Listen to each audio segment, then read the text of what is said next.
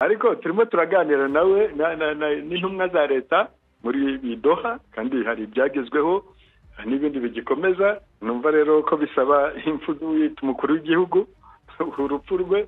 Oya, twe turahari, turifuza ibiganiro, turiyo kandi ibiganiro birimo biragenda neza.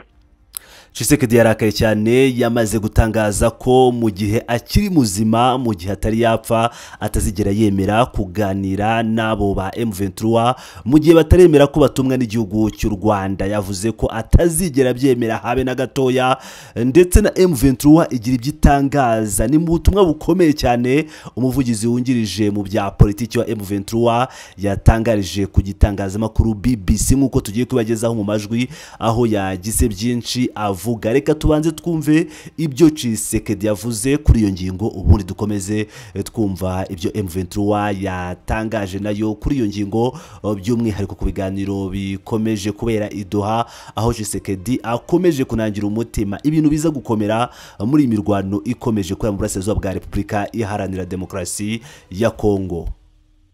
La seule chose que je demande à ces gens qui ikintu rukumbi saba abo bashaka ibiganiro nuko babanza bakamagana uwaduteye, bakamuvuga ku mugaragaro kandi bakamwamagana. Icyo gihe tuzavuga ko bakunda igihugu, ko bashobora kutwegera tukaganira. Nitwagirana ibiganiro n'intumwa z'abadutera, bagira ku meza y'ibiganiro bakavuga gusa inyungu z'abadutera, qui d'ailleurs quand ils arrivent à la table des discussions ntibavuga inyungu z'abanyekongo, nta na kimwe kireba abanyekongo, byose biba byerekeza ni gute ibyo rero jye ndavuga ko bitazongera, keretse hari mu gihe baba bankuyeho banyishe, ariko mu gihe nzaba ngihumeka ntibizaba kuko nibyo byatumye duhora mu bibazo. Aya mafuti yose bisi ibiganiro bikarangizwa no kuvanga ngo ubumwe bw'igihugu n'ibindi ntazi. Toutes ces farces qu'ils ont appelé dialogue et ceci cela ibyo byose nibyo byatuzaniye ibibazo turimo ubu. Rero ndavuga ko bitazongera. Nibyo koko ndifuza ko tuganira ku bibazo by'igihugu, kuko kimwe n'ibindi bihugu icyacu nacyo gifite ibibazo. Dushobora kubiganira, ariko ntibivuze ko bigomba kurangizwa no kuvanga. On peut en discuter, mais ça ne veut pas dire qu'il faut se terminer, ça doit se terminer par des brassages et mixages. Tukinjiza mu nzego zacu abantu bafite abo bakorera, bafite ubwenegihugu bushidikanywaho, ibintu nk'ibyo. Des gens qui ont des nationalités douteuses, des choses comme ça. Tshisekedi rero ngira ngo murabyumva ko yamaze guhakana ibiganiro mu gihe M23 itaremera ko u Rwanda ari rwo ruyiha inkunga, ndetse akaba akomeje rwose kugaragaza umutima utari mwiza mu bijyanye n'ibiganiro, nk'uko umubyiyumviye muri ikiganiro yatangiriye i Buruseli mu Bubiligi, ubwo yaganiraga n'abadiaspora b'abakongomani baba mu gihugu cy'Ububiligi. Ibi kandi byatumye ikinyamakuru BBC kiganira na Oscar Barinda, umuvugizi wungirije mu bya politiki wa M23. Ngira ngo murabizi ko ari ukunda gusobanura mu rurimi rw'ikinyarwanda. Akaba rero nyuma yo kuganira na BBC akaba yagize byinshi atangaza, by'umwihariko akaba nawe yahise asubiza Tshisekedi mu magambo yeruye kandi atunganye. Reka tumwumve. Kaba unagenzura imwe mu mijyi ikomeye irimo na Goma ndetse na Bukavu mu ntara ya Kivu ya ruguru, mu ntara za Kivu ya ruguru ni yepfo. Twashatse rero kumenya icyo bavuga ku byatangajwe na Perezida Tshisekedi, mvugana na Oscar Barinda, umuvugizi wa M23. Maze avuga amagambo menshi, ayo yavuze abwira abanyekongo, yababwiye ko abakongomani bashaka ibiganiro, baba bashaka kuvugira abateye igihugu. Abateye igihugu se nibande? Abateye igihugu ntabo abakongomani duhanganye hano mu burasirazuba bwa Kongo. AFC, Alliance Fleuve Congo, na M23 nitwe duhanganye na leta, kandi dufite ibyo dusaba. Turi mu biganiro i Doha. Niba avuga kuganira, turimo turaganira nawe, kandi ibyo biganiro bigeze kure. Tumaze kujyayo inshuro zirenga 5. Ko yavuze ko atazasubiza abari mu mitwe nk'iyanyu mu gisirikare cy'igihugu, nkoresha amagambo yavuze ngo kereka niba banza kumwica. Ibyo mwebwe mubivugaho iki muri 23? Ariko turimo turaganira nawe n'intumwa za leta muri Doha, kandi hari ibyagezweho n'ibindi bigikomeza. Numva rero ko bisaba imfudu y'umukuru w'igihugu urupfu rwe.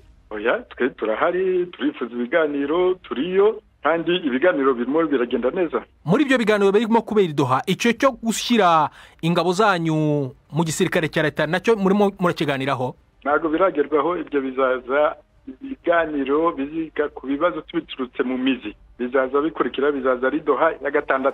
Ariko kuri ubu cyatujyanye no kugira ngo twigiye mu buryo bwo kubahiriza agahenge karambye. Ariko ako gahenge karambye ntabwo kari kashyirwa mu bikorwa kuko n'ubundi imirwano irakomeje mu bice bitandukanye by'igihugu aho ngaho mu burasirazuba. Nibyo nkubwira, nibyo cyatumye twohereza intumwa zacu uyu munsi wa none zagezeyo kugira ngo twige uburyo bwo kubahiriza agahenge ceasefire iri permanent. Ni ukuvuga ngo rero nubwo iyo ngingo mutarayigeraho yuko abasirikare banyu bajya mu gisirikare cya leta, ariko murateganya kubisaba? Ntabwo turabigeraho, nitubigeraho uzabibaza nzagusubiza. Ku bijyanye n'abo Tshisekedi yavuze bafite ubwenegihugu bushidikanywaho, reka dukurikire iki kiganiro nicyo kibisobanura neza cyane. Ce problème vient dès l'indépendance, c'est crise identitaire. Uyu tugiye kugarukaho rero ni umunyamateka, akaba umuhanga mu bya politiki na diplomasi, wabyize kandi w'umuhanga muri byo. Agiye kudusobanura neza amateka akomeye cyane yaranze Repubulika ya Demokarasi ya Kongo, urwango rw'abatutsi aho rwaturutse muri Repubulika ya Demokarasi ya Kongo, aho urwango rwavuga Ikinyarwanda rwatangiriye. Ibi byose byatangiye kera nk'uko Basile Diatezwa abitangaza, akavuga ko ubwe atuye mu gihugu cy'Ububiligi ariko ari gusobanura ibyabaye kuva kera ndetse no mu myaka y'1981 aho ibintu byatangiye gukomera, tukaza tukagera mu 1994. byose agiye kubisobanura nk'uko tugiye kubagezaho iki kiganiro cye mu rurimi rw'Ikinyarwanda. Twise cyane rero, reka dutangire twumva uyu munyamateka w'umuhanga wasobanuye ibibazo biri muri Repubulika ya Demokarasi ya Kongo, by'umwihariko urwango rw'abatutsi rukomeje mu burasirazuba bwa Repubulika Iharanira Demokarasi ya Kongo ndetse na Kongo yose muri rusange. Twise cyane rero, yatangiye agira ati ce problème vient dès l'indépendance, c'est crise identitaire. Mobutu les trouve, il n'a pas trouvé de solutions. Au contraire, les contradictions se sont aggravées. Avec la loi de 1981, on avait dessaisi tous les... Iki kibazo cyakomotse mu gihe igihugu cyabonaga ubwigenge. Izi mvururu zerekeye umwirondoro n'amoko nizo zatangiye kera. Nta bisubizo byabonetse, ahubwo ibintu byarushijeho gukomera. Amakimbirane yakajije umurego cyane nyuma y'itegeko ry'1981, aho abantu bamwe bambuye ubwenegihugu bwa Zaire. Ibyo byateye amakimbirane akomeye, maze havuka igitekerezo cy'uko hari abantu bafite ubwenegihugu bushidikanywaho. Nyuma yaho mu Majyaruguru no mu Majyepfo ya Kivu, abo bantu batakaje igihugu cyabo, babimpunzi zidafite ubwenegihugu, barirukanwe, bagenda birukanwa mu mirimo ya leta no mu bigo by'abikorera, bavanwe no mu bikorwa by'ubucuruzi, bakekwa nk'abashaka kwinjiza ubugambanyi mu gihugu. Bahindutse abantu batagishakwa mu gihugu cyabo, baranzwe no gusuzugurwa bikomeye cyane ndetse n'urwango bakorewe. Ibi byose turi kuvuga n'ibyo mu 1981. Ati twigeze no kubona ibikorwa byo kwibasira abatutsi byamenyekanye cyane, ariko byatangiye ubwo igihe impunzi zahungaga, harimo n'abakoze jenoside. Abo bicanyi bazanye ibikorwa byabo bya jenoside mu gihugu cya Kongo mu gihe cya Mobutu. Batangiye kwica abatutsi bo mu burasirazuba bwa Kongo. Izo nzirakarengane zasabye ubufasha ku butegetsi ngo zibone uburinzi, ariko inzego z'umutekano zaho zaje gufasha abicanyi kurimbura abo batutsi aho kubarengera. Icyo gihe nibwo umurimo w'amakimbirane watangiye kuba mubi cyane. Ariko nyamara abantu bose bari mu gihugu kuva ku itariki ya 30 Kamena 1960 bose bafashwe nk'abanyekongo nta maka. Nuko ubwo iryo tegeko ryatangazwaga, impunzi n'abimukira bari hagati y'1959 n'1964 bari batuye muri Zaire bahise bahabwa ubwenegihugu bwa Zaire. Ibyo byari byemewe n'amategeko. uyu munsi ikibazo gikunze kugaruka cyane kiri mu bwoko bw'abanyamuryango bamwe, cyane cyane abakomoka muri iyo miryango. Ikibazo ni iki rero: ni gute twahagarika intambara imaze imyaka irenga 30? M23 yaturutse muri CNDP, nayo ivuka muri RCD Goma. Iyo usesenguye amateka usanga impamvu zose zivugwa ari zimwe. Hari ikibazo cy'indangamuntu n'ubwenegihugu, kuko mu majyaruguru ya Kivu no mu majyepfo ya Kivu hari abanyekongo bamwe batakwemera mu mutima wabo ko umututsi ashobora kuba umunyekongo. Icyo ni ikibazo cy'imyumvire gikomoka mu mateka ya kera y'akarere k'ibiyaga bigari. Hari kandi n'ibibazo by'imiyoborere y'uturere. Ibyo byose biterwa no kuba nta leta ifite imbaraga itanga ubutabera n'itegeko ryubahirizwa. Urugero, njye mba mu Bubiligi, mfite uruhu rwirabura, n'abana banjye bararusangiye. Mu Bubiligi harimo abanzi b'abantu birabura, abantu badakunda abantu birabura, ariko amategeko yaho arindira njye n'abana banjye uburenganzira. Niba igihugu gifite amategeko akomeye, ntaho byagera kuri ibibazo by'amoko. None se kuki umuntu yafatwa nk'utemerewe kuba umunyekongo? Nta mpamvu ifatika keretse umuntu utazi kwitegereza. Kuki umututsi atakwitwa umunyekongo? Ndetse amateka arabyerekana neza, bari bahari kuva mbere y'uko imipaka y'iki gihugu ishyirwaho. Babaye ku butaka bwa Kongo kuva kera. None se bashaka iki nyine? Mbere na mbere ntibasaba ubwenegihugu bwa Kongo, kuko basanzwe ari abanyekongo. Umunyekongo agomba kubyumva neza mu mutwe we. Ibyo bintu byo kubyibazaho bigomba kurangira. Bashaka gusa gusubizwa uburenganzira bwabo nk'abaturage ba Kongo, kandi ibyo bigomba gufatwa nk'ihame. Mu makimbirane ya M23 kimwe na ya CNDP cyangwa RCD harimo ikibazo cy'impunzi zimaze imyaka irenga 30 mu Rwanda, muri Uganda, mu Burundi no muri Tanzania. Hari imiryango imaze imyaka yose mu nkambi. Nagiye gusura zimwe muri izo nkambi, nararize. Muri izo nkambi niho hava urubyiruko rukajya mu mitwe nka CNDP na M23. Ababyeyi babwira abana babo bati: igihugu cyanyu si Uganda, si Rwanda, si Burundi, ahubwo igihugu cyanyu ni Kongo.